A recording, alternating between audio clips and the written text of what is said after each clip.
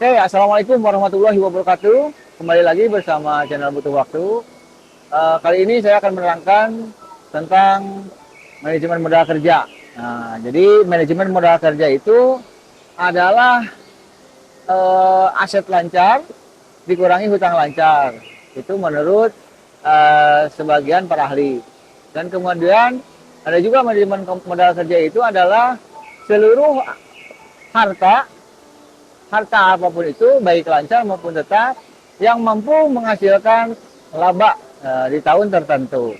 Tentu saja ya. Oke, yang kedua, kita berbicara tentang konsep daripada manajemen modal kerja ini. Yang pertama, manajemen modal kerja ada manajemen modal kerja permanen dan juga manajemen modal kerja variabel. Oke, modal kerja bisa dilihat dari beberapa sudut pandang. Yang pertama dari segi kuantitas, yaitu atau disebut dengan gross working capital. Jadi gross working capital ini berpandangan bahwa modal kerja itu adalah seluruh aktiva lancar. Nah, yang kedua adalah net working capital atau secara kualitas. Jadi secara kualitas ini maksudnya berpandangan bahwa yang dinamakan modal kerja adalah aktiva lancar dikurangi dengan hutang lancar. Yang terakhir atau yang ketiga adalah di sudut pandang fungsional.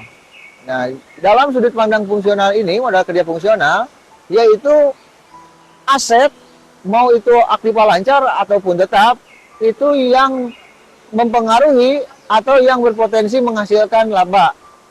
Itu. Oke. Sekarang apa saja sih yang mempengaruhi daripada manajemen modal kerja?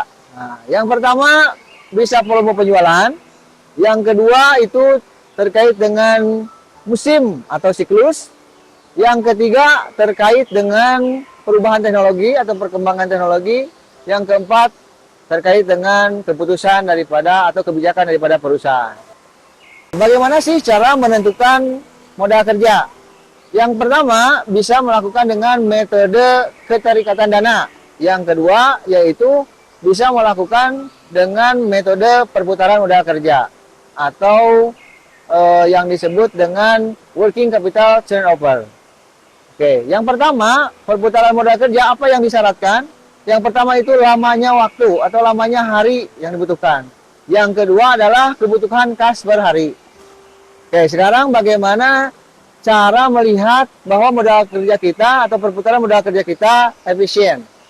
Bisa menggunakan dengan rumus atau rasio daripada return on working capital, yaitu laba operasi atau EBT dibagi dengan perputaran modal kerja. Nah, hasilnya nanti jikalau semakin tinggi, maka itu semakin baik. Artinya perputaran modal kerja kita untuk menghasilkan laba itu bagus. Mungkin itu saja dari saya.